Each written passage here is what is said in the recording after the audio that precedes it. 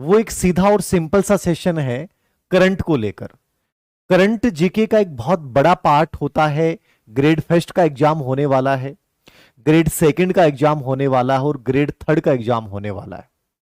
इन तीनों में करंट की अपनी एक भूमिका होती है। और सबसे बड़ी बात, पॉजिटिव बात मैं आपको बताऊं कि मैंने जब करंट पढ़ा है, जब तक मैंने परीक्षाएं दी हैं, मेरा करंट में कभी प्रश्न गलत नहीं हुआ है आज तक। और मैं हमेशा करंट को लास्ट में अखबार पढ़ता था, प्रत्योदर्पण जरूर पढ़ता था, पीडी। इसके अलावा लास्ट में जाके मैं बहुत अच्छे से उसको देखता था। और मुझे याद है कि परीक्षा देने से पहले जो लास्ट में मैं बस में बैठ के जाता था एग्जाम देने, उस दौरान जो पढ़ लेता था वहीं से करंट हो जाता था।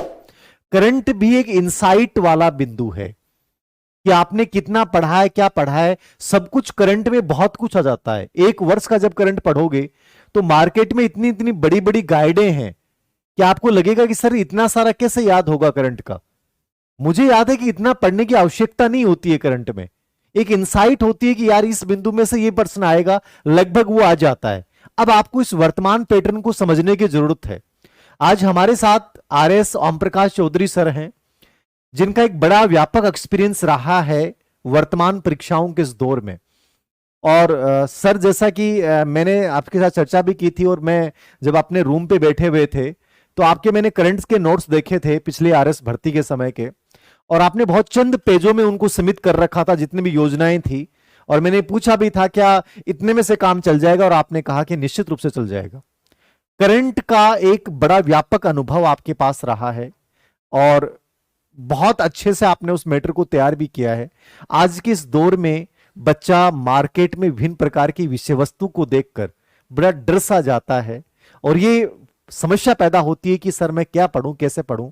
पहला सवाल मेरा आपसे ये रहेगा कि आपने करंट को कैसे तैयार किया। उसके बाद इस सिलेबस के अकॉर्डिंग अपन चर्चा करेंगे ग्रेड फर्स्ट के बच्चों को किन बिंदुओं पे कैसे ध्यान देना चाहिए, ग्रेड सेकंड और ग्रेड थर्ड के बच्चों को करंट को कैसे क्या तैयार करना चाहिए।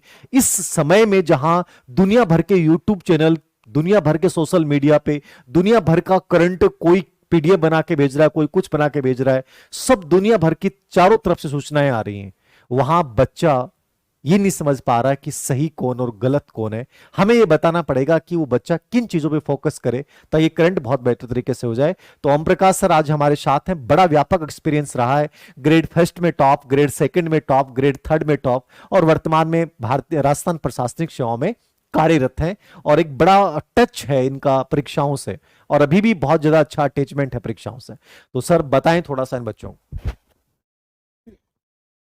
नमस्कार दोस्तों। देखो, करंट के बारे में अपन बात करें तो करंट का जो, यदि मैं अपना एक्सपीरियंस बताऊं कि मैंने कैसे तैयार किया, तो देखिए करंट के मैंने हमेशा दो भाग मुख्यतः माने हैं।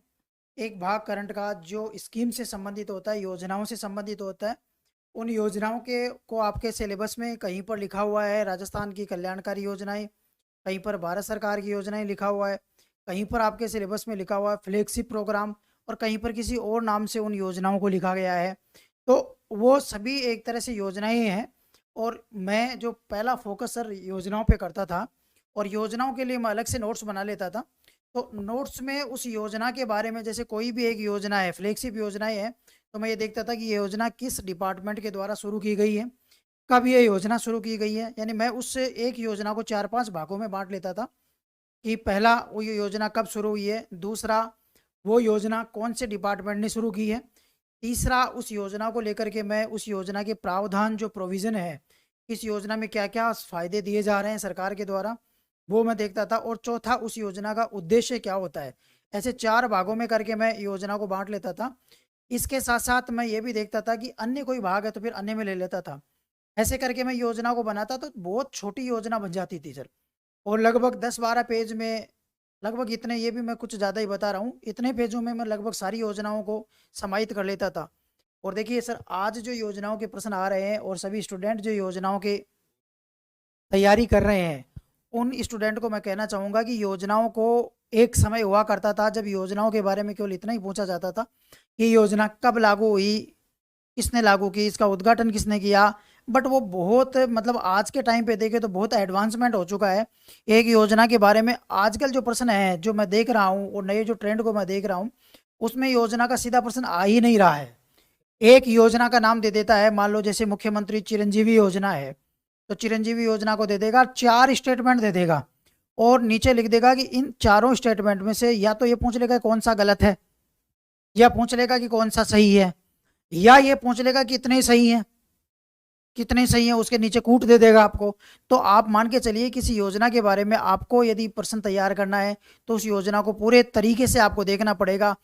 ये योजनाओं का होता था। दूसरा जो प्रश्न होता था वो योजनाओं से भिन्न और प्रश्न होते थे, क्योंकि योजनाओं के बहुत सारे प्रश्न देखो करंट अफेयर यदि आपके सिलेबस में तो भी आने हैं, और यदि आपके सिलेबस में इकोनॉमिक्स जुड़ी हुई है तो भी योजनाओं से संबंधित प्रश्न आपके आने ही हैं। तो वो बहुत सारे प्रश्न तो मेरे ऐसे ही सोल्व हो जाते थे। फिर दूसरा जो बनता था कि बाकी और पेपर को कैसे तैयार करें, तो देखिए जैसे पॉलिटी का जो प्रश्न होते थे, तो जो पॉलिटी का चैप्टर होता था उसी के साथ मैं देख लेता था। जैसे मानवाधिकार आयोग है, उसमें कोई अमेंडमेंट हुआ है या कोई नया संशोधन हुआ है तो मानवाधिकार आयोग वाले चैप्टर में ही मैं ले लेता था। यदि और कुछ कोई आयोग है या और राष्ट्रपति है, राज्यपाल है, जहां पर वो टॉपिक है ना वहीं पर मैं सोच लेता था, या मैं इस प्रकार से बना लेता था। तो पॉलिटी और इकोनॉमिक्स को तो मैं उसी तरह से साथ साथ ले लेता था। बाकी खेल खिलाड़ी और ये प्रश्न बचते थे। तो एक कोई सी भी करंट अफेयर की बुक है ना, उसको आपका बेस बनाओ, बेस बना करके उसको पूरा एक बार पढ़ के एक दो बार और पढ़ दो, फिर हाईलाइट कर लो। फिर आप दूसरी बुक लाओगे करंट अफेयर की तो उसमें केवल वही पढ़ो जो उसमें नहीं है, एक्स्ट्रा चीज को पढ़ो। और यकीन मानिए ये मेरा आज तक जो मैंने देखा है वो उस विश्वास के साथ मैं कह रहा हूँ कि किसी भी करंट अफेयर की आप बुक लाते हो तो उस बुक में लगभग 30 से 40% मटेरियल ये आपके एग्जाम से संबंधित होता है। 60% मटेरियल तो इसलिए डाला जाता है ताकि बुक की मोटाई ज़्यादा हो जाए और बुक का पैसा अच्छा खासा आ जाए, यानी उसका प्रॉफिट अच्छा हो जाए। एक प्रॉफिट ओरिएंटेड होकर के ही उसमें 60% मटेरियल होता है। बाकी मेरी नज़र में केवल 40% मटेरियल ही होता है जो बुक में हमारे काम का होता है। तो मुझे तो आज तक यही समझ में आया, मैंने एक बुक को आधार बनाया किसी को भी, और उस बुक को आधार बना के छोटी से छोटी बुक को आधार बनाओ ताकि पढ़ने में आसानी रहे और फटाफट हो जाए। फिर उस बुक को बेस मान करके एक दो करंट अफेयर की बुक और आप और लेके आओगे आप, तो उन एक दो जो करंट अफेयर की बुक है उसमें जो एक्स्ट्रा है उसको हाईलाइटर से हाईलाइट कर लो, बाकी मत पढ़ो। क्योंकि हमारा मन है ना वो भटकता है, एक ही चीज को कोई मान लो कोई मुख्यमंत्री के द्वारा कोई कहीं ना कहीं पर कोई मान लो कोई पैनोरामा घोषित की उद्घाटना कर दी, जैसे तेजा जी का पैनोरामा बना दिया मान लो कहीं पे। अब तेजा जी का पैनोरामा चारों बुकों में मिलेगा आपको, तो एक बुक में ले लो ना, हर बुक में तेजा जी के पैनोरामा को पढ़ने की क्या आवश्यकता है आपको, स्किप करो उसको। इससे क्या होगा, आपके टाइम की बचत होगी। और सर मैं बताना चाहूँगा, जब एग्ज़ाम हमारी आती थी, एग्ज़ाम हम देते थे इसकी आरएस की प्रीलिम्स की या जो और भी अदर एग्ज़ाम, तो हम करंट अफेयर की इतनी सारी हमारे पास मटेरियल इकट्ठा हो जाता था, बहुत ज़्यादा।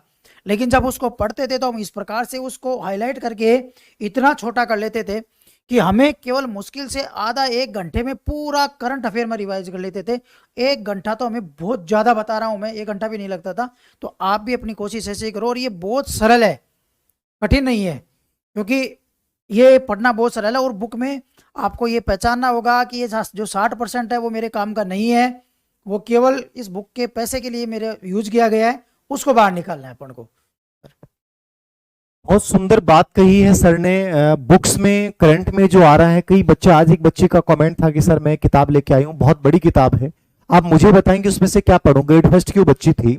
मेरा कहने का मतलब ये कि सर जो बात कर रहे हैं वही है। पहले किताबें पतली आती थी, उसका रीजन ये था कि बस सीधा मैटर होता था। अब एक्चुअली हो क्या रहा है कि हर व्यक्ति चाहता है कि बहुत डिफरेंट मैटर आए, बच्चों को लगे कि बहुत डिफरेंट है। यूट्यूब पे 90% और 90 से 99% तक अपन जाएंगे तो यूट्यूब पे जो कंटेंट या आप जो डाला जा रहा है करंट के नाम पे, उसमें वो चीजें अनावश्यक बताई जा रही हैं जिनका एग्जाम पैटर्न से संबंध ही नहीं है। कहने का मतलब है आपको कहीं ना कहीं इस बात को समझना पड़ेगा कि मेरे लिए वांछित क्या है, मेरे लिए चयनात्मक सिलेक्टिव सामग्री क्या है। अब जैसे वही चीजें स्पोर्ट्स अपन पढ़ते हैं और स्पोर्ट्स का एक बड़ा रोल होता है करंट के अंतर्गत। पहले स्पोर्ट्स पे क्रिकेट पे प्रश्न आते थे, आजकल क्रिकेट पे प्रश्न नहीं आ रहे। आज राष्ट्रमंडल खेल हुए हैं, एथलेटिक्स हो रहे हैं, इन पे वो चीजें जिनको हम पहले इग्नोर करते थे आज वो प्रश्न ज्यादा आ रहे हैं। आज जैसे आप एक योजनाओं की बात अपन डिस्कशन कर रहे थे, योजनाओं पे प्रश्न कैसे आ रहे हैं, जैसे आपने कहा था कि एमएसएमई आज नीति नई योजना लागू की गई है, लघु सूक्ष्म लघु उद्योग वाली। अब उसके अंतर्गत बेसिक उसकी इंफॉर्मेशन क्या है, उसकी विशेषताएं क्या है, वो सब चीजें आपको कहीं ना कहीं समझनी पड़ेंगी। देखिए जैसे कि सर ने कहा ये जो आपके 2-3 चीज़ों पे मैं बात करूँगा। एक तो जो स्पोर्ट्स का जो टॉपिक होता है, उस पे मैं बात करूँगा। स्पोर्ट्स के टॉपिक पे बहुत ज़्यादा इम्पोर्टेंट ये है कि जैसे अभी जो खेल हुए हैं, राष्ट्रमंडल खेल हुए हैं या अभी ओलंपिक जो हुए हैं, थोड़े दिनों पहले ही हुए थे, लेकिन उनसे संबंधित प्रश्न है। जैसे अपने यदि राजस्थान का करंट अफेयर है, तो आप देखो कि राजस्थान के जो खिलाड़ी हैं, उनका उसमें क्या योगदान रहा।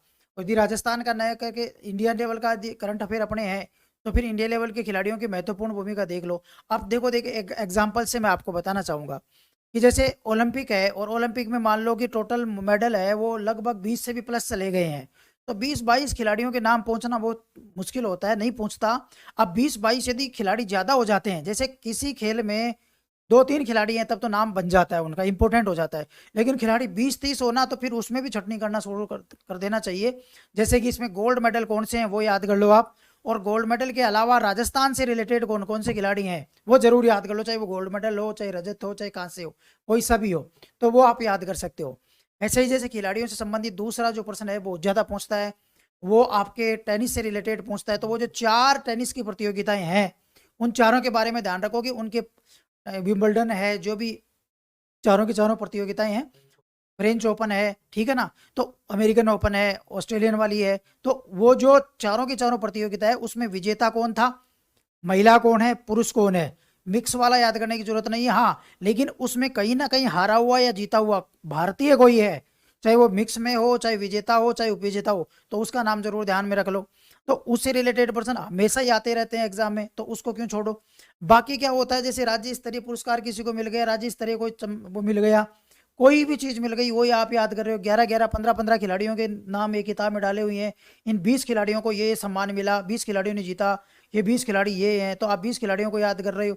लेकिन मेरा कहना यह है कि यदि उन 20 खिलाड़ियों को आप याद भी कर लेते हो, तो उसका बेनिफिट नहीं है। चलो मान लेते हैं कि उन 20 खिलाड़ियों में से एक खिलाड़ी पूछ ले, उन 20 खिलाड़ियों में से एक खिलाड़ी का नाम पूछ ले, तो उसका कॉस्ट बेनिफिट क्या होगा। यहाँ मैं ओलंपिक की बात नहीं कर रहा हूँ, जैसे राज्य स्तर पर कोई खेल प्रतियोगिता हुई और उसमें 30-40 खिलाड़ियों के नाम, किताब वाला तो 30 क्या 1000 खिलाड़ी होंगे तो छाप देगा, उसको क्या जोर आ रहा है, उसके तो पेज बढ़ रहे हैं। लेकिन वो 60-70 खिलाड़ी, 40-50 खिलाड़ियों के नाम आपको डाल दिए, आप उन 50 के 50 को रटने में तुले हुए हो कि मैं तो रटू इनको, क्योंकि इनमें प्रश्न आएगा। चलो आपने रट भी लिया, मैं मान लूंगा, तो आपने अपनी एनर्जी को सही जगह, जहां पे थोड़ा रट के ज्यादा नंबर ले सकते थे, जैसे ऊर्जा है राजस्थान की, तो ऊर्जा के टॉपिक में थोड़े थोड़े पढ़ने, एक पर्सन हमेशा आना है, तो वो मेहनत आप वहां कर सकते थे, वहां से एक नंबर ला सकते थे। आपने 60 खिलाड़ियों के नाम याद किए और मान लो उसमें एक पर्सन आ गया, तो क्या गारंटी आपका सही होगा वो, आप कंफ्यूज हो जाओगे एग्जाम में, क्योंकि 60 के नाम कैसे याद रहेंगे आपको। तो इसलिए, और देखो यहाँ पर जैसे मैं बैठा हूँ, सर बैठा है, कोई भी मतलब कोई देवदूत नहीं होता और किसी के पास बहुत बड़ी बुद्धि नहीं होती है, सब सामान्य बुद्धि वाले मानता हूं मैं। मेहनत और सही स्ट्रेटजी किसकी है, वो सक्सेस की तरफ बढ़ता है, मेहनत से भी नहीं बढ़ता। क्योंकि मेहनत तो आप जितने लोग एग्जाम दे रहे हो, 10 लाख मान लो, मैं एग्जाम की मानूं, ओवरऑल में मान लूं, तो 10 लाख में जितनी वैकेंसी है उतने ही लोग नौकरी जाने हैं, बाकी लोग तो फेल होने ही हैं। लेकिन वो जो लोग जाएंगे ना, उनकी मेहनत के साथ उनकी स्ट्रेटजी काम आएगी। वो लोग जानते हैं कि इतना ही पढ़ना है मेरे को, तो जहां पर पजल्ड हो ना, पजल्ड वाली चीजें है ना, उनसे देखा करो कि यहाँ पे पढ़ना है या नहीं है। ये मैंने स्पोर्ट्स की बात की। दूसरा है कि सर एमएसएमई के बारे में, इनके बारे में बता रहे थे। अब देखो सौर ऊर्जा नीति है, पवन ऊर्जा नीति है, एमएसएमई पॉलिसी है सरकार की, इन पे प्रश्न आने ही है। अब आप एमएसएमई पॉलिसी को, क्योंकि किताब वाला क्या करेगा, जैसे चाहे जैसा छाप देगा, लेकिन एमएसएमई पॉलिसी में ध्यान रखना कब तो लागू की गई, पहला, क्या इससे पहले राजस्थान सरकार ने कोई एमएसएमई पॉलिसी लागू की क्या, उसके प्रोविजन याद नहीं करने हैं, लेकिन सन ध्यान रखनी है कि 2000 कितने में थी वो। इससे पहले एमएसएमई पॉलिसी थी, एमएसएमई यानी सूक्ष्म लघु मध्यम उद्योग नीति, राजस्थान सरकार की 2022 की है, जो कि हाँ अभी जारी की गई है। अभी तो उसका डिटेल आएगा, तो डिटेल आने के बाद में आप देखना। तो उस पॉलिसी को आप 3-4 भागों में बांट लो। पॉलिसी से संबंधित प्रोविजन कौन कौन से, प्रावधान कौन से हैं, पॉलिसी का उद्देश्य क्या है, क्योंकि नहीं है ना, तो हो सकता है उद्देश्य पूछ लें कि इनमें से कौन सा उद्देश्य पॉलिसी का नहीं है। अब मान लो पॉलिसी के उद्देश्य आ गए 8-10, मैंने अभी तक पढ़ी नहीं है, लेकिन फिर मैं बता रहा हूँ कि 10 उद्देश्य आ गए, तो एक काम करो ना, उन 10 उद्देश्य में से कीवर्ड निकाल लो कि ये कीवर्ड है, ठीक है ना। कई बार तो लॉजिक भी काम करता है, कई बार तो किसी चीज में है ना, वो अपना लॉजिक भी काम करता है। जैसे सर मैं एक एग्जांपल से बताना चाहूंगा, जैसे राजस्थान संगीत अकादमी है, ये कला संस्कृति में एक आपकी बार आप रीट के सिलेबस में संस्थानों का प्रश्न दिया गया है, राजस्थान संगीत अकादमी है या राजस्थान साहित्य अकादमी है, तो स्टूडेंट उसको रट रहा है। अब साहित्य अकादमी है तो आप कॉमन सेंस लगाओ ना। साहित्य का मतलब क्या है? जो कि किताबें लिखना, भाषा लिखना, अलग अलग प्रकार का, श्रृंगार रस का, वीर रस का या और रस के साहित्य लिखना, उसमें साहित्यकारों को, अब वो साहित्य अकादमी है तो साहित्यकार जो साहित्य लिखते हैं उनको वो क्या देगी? प्रोत्साहन देगी, उनके लिए पुरस्कारों की घोषणा करेगी। मतलब साहित्य के इर्द गिर्द ही उसके काम होंगे ना, तो आपने कीवर्ड पकड़ लिया। ऐसे ही एमएसएमई पॉलिसी में आप उसके ऑब्जेक्टिव देख रहे हो, 10 उसके उद्देश्य हैं, तो आप पकड़ो ना कि उसमें सूक्ष्म, लघु और मध्यम के इर्द गिर्द घूम रहे हैं। यदि कोई ऐसा उद्देश्य है जो सूक्ष्म, लघु, मध्यम के इर्द गिर्द घूम रहा है तो उसको एक बार पढ़ के छोड़ दो हमेशा के लिए, एग्जाम में भी सही करके आओगे। हाँ, कोई ऐसी चीज है जो उस कॉमन सेंस से बाहर जा रही है, उसको लिख लो आपके नोट्स में, वो काम आएगी, बाकी नहीं। और फिर प्रोविजन है, तो प्रोविजन में कौन कौन सी सरकार रियायतें दे रही है, क्या क्या दे रही है, लोनिंग सुविधा दे रही है कि नहीं दे रही है, सेंटर की किसी स्कीम के साथ उसको मर्ज कर रही है कि नहीं कर रही है, तो वो सारी की सारी चीजें आप देख सकते हो। ऐसा करके आप पढ़ोगे तो बहुत कम चीजों में अच्छा ले आओगे, वरना तो फिर बहुत ज्यादा दिक्कत होने लग जाती है हमको।